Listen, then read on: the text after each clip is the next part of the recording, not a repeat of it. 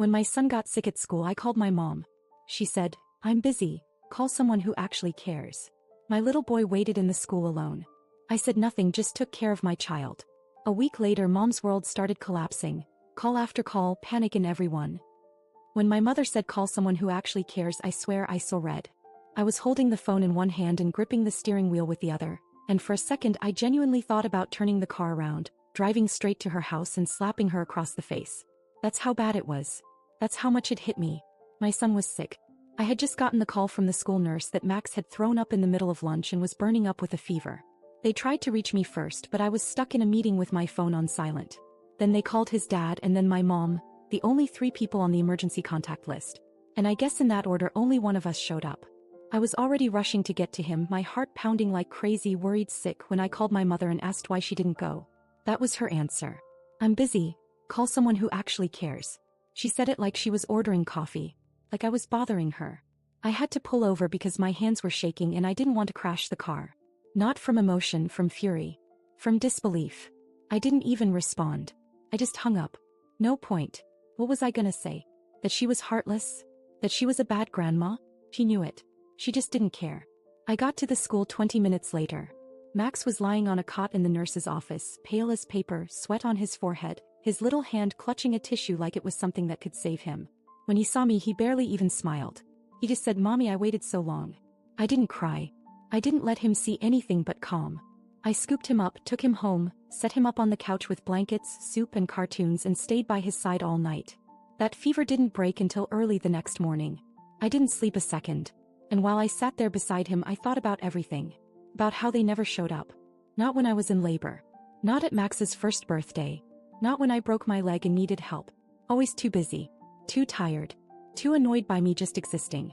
But I still kept them in my life because Max loved them.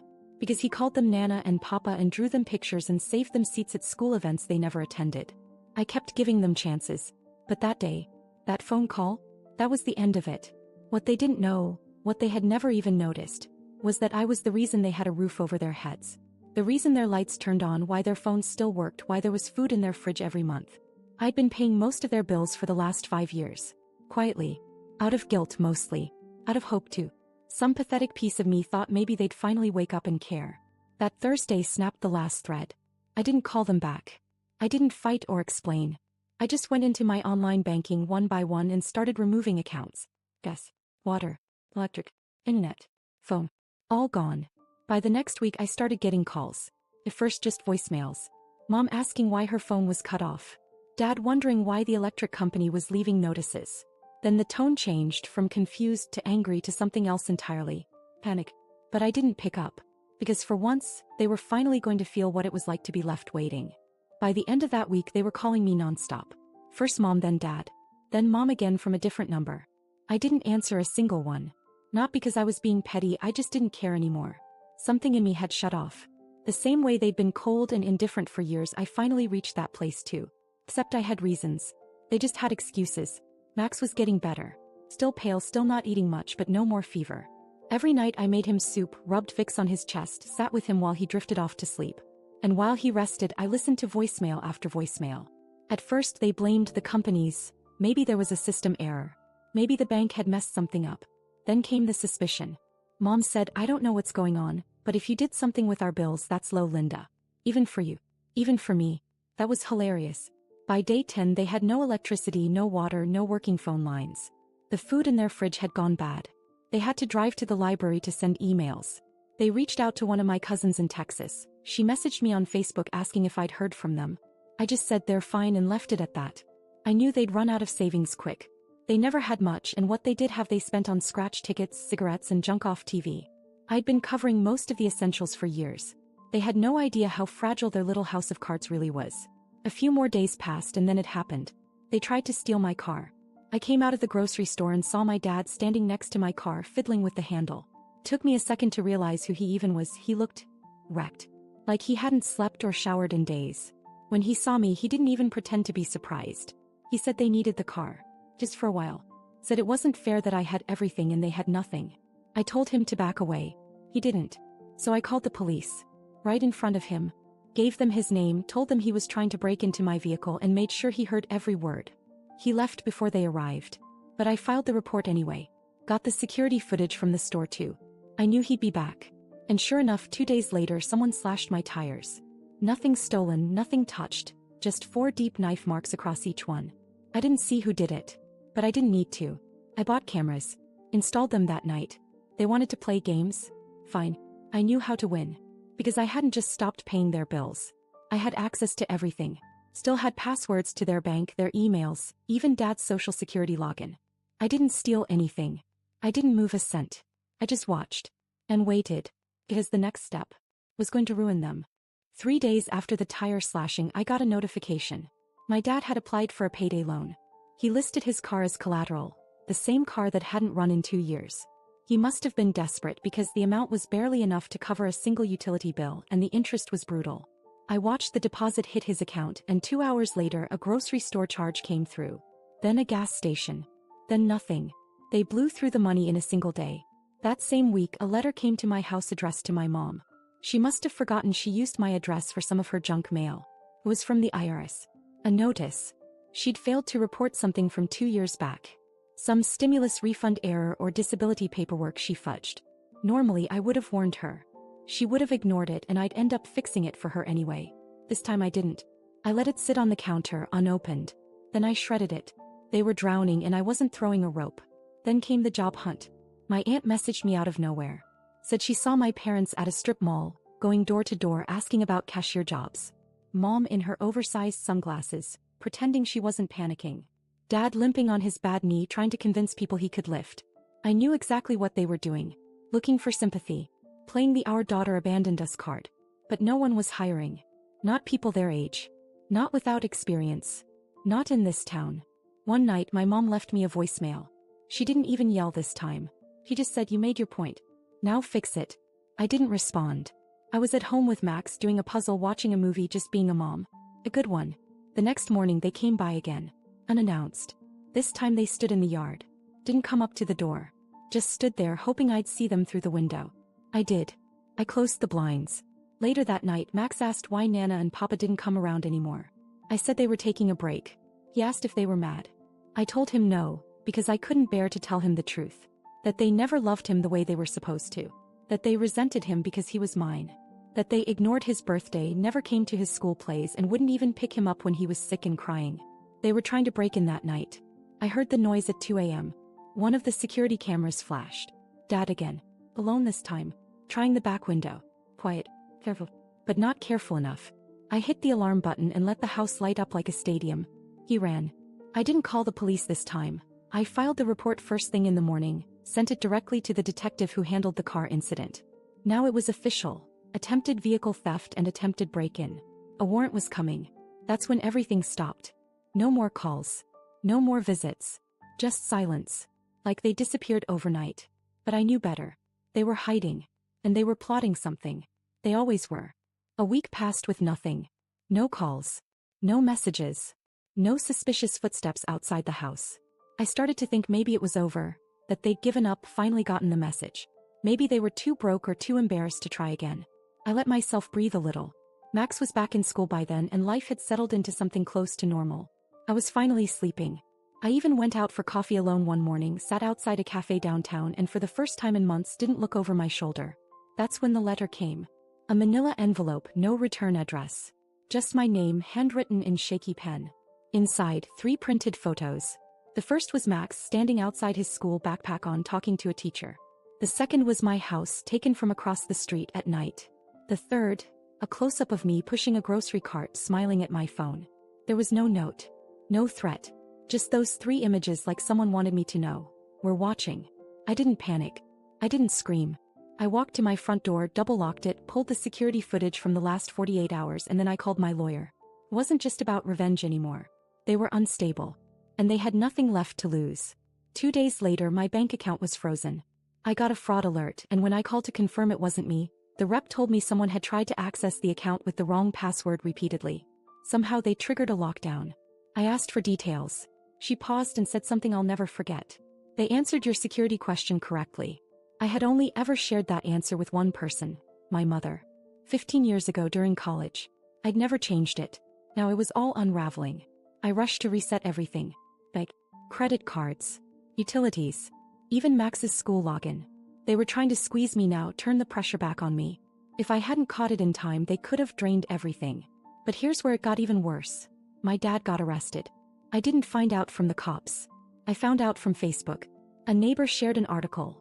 Man arrested in connection to string of break-ins. Local resident files charges. It was him. Mugshot and all. Same flannel shirt he always wore, eyes wild. The article didn't mention me, but I didn't need it to. He was picked up for trying to break into another house. Not mine this time, but just down the street. I knew why he did it. He wanted to get caught. He thought I'd bail him out. I didn't. Said I waited. Waited to see what Mom would do now that he was gone. She didn't disappoint. She showed up at my house 2 nights later. No knock. Just standing there in the rain, soaking wet, holding a plastic bag like she was carrying groceries. I didn't open the door. Just turned on the porch light and watched her through the camera. She stood there for 5 minutes, not moving. Then she looked straight into the lens and mouthed the words, "You owe us." Then she walked off. And I realized something. They weren't going to stop. Not until I finished what I started. After that night, I changed everything. I pulled Max out of school for a week, told them it was a family emergency. Took him somewhere safe. A little Airbnb 3 towns over with high fences, no neighbors and cameras of its own. While he watched cartoons and read books, I sat at the kitchen table with a legal pad and a burner phone, tying up every loose end I'd left hanging for years. First, I shut down their bank accounts. I still had access to one of their old emails. It was all linked.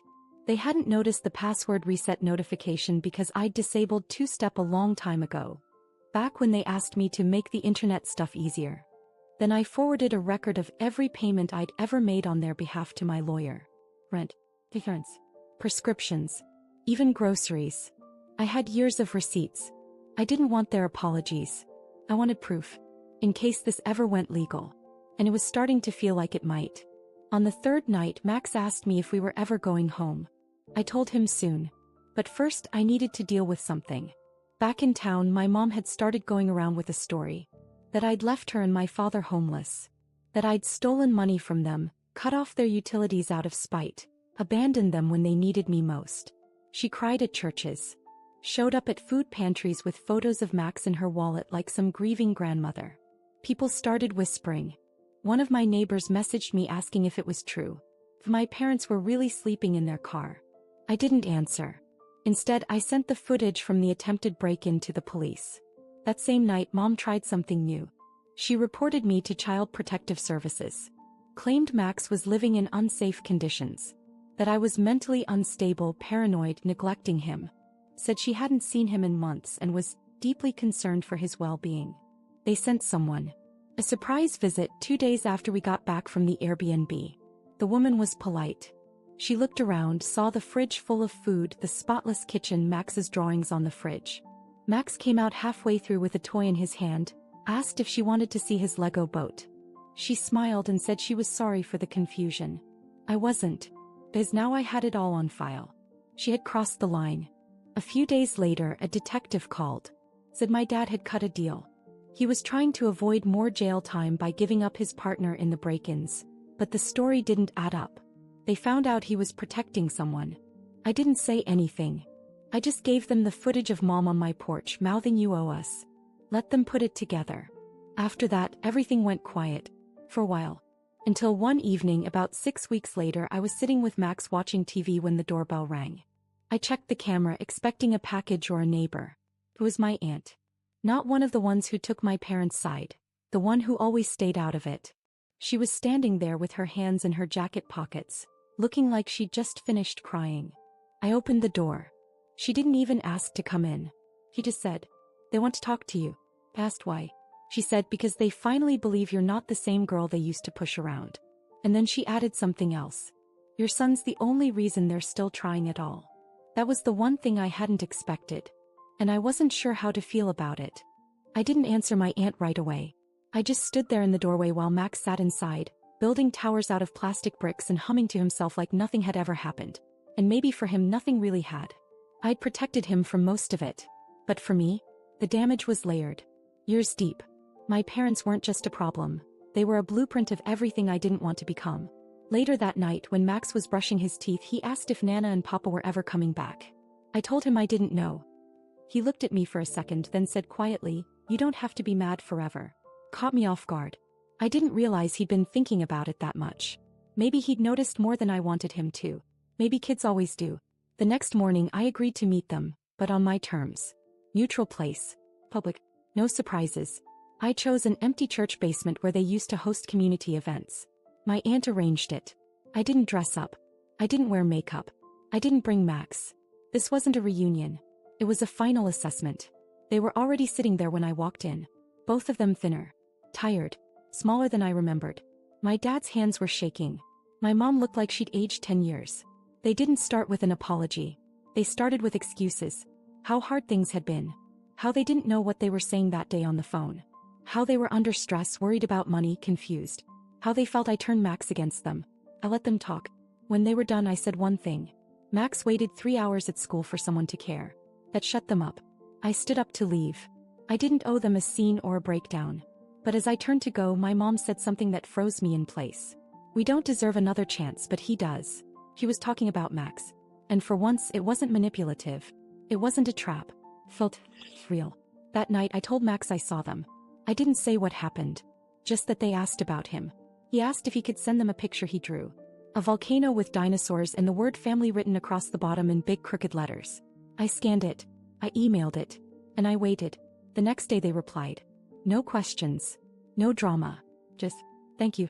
We'll earn the rest. That was 3 months ago. Since then they've stayed quiet. No pop-ups. No manipulation. Just steady effort. Sending cards. Dropping off snacks at the door without knocking. Showing up at school events without expecting hugs or credit. Max noticed. He said they seemed better. Said maybe people can change if they really want to. I don't know if I'll ever trust them fully again. But for Max, I'll give them the chance to try. Because he's the only reason they're still standing. And honestly, he's the only reason I am too.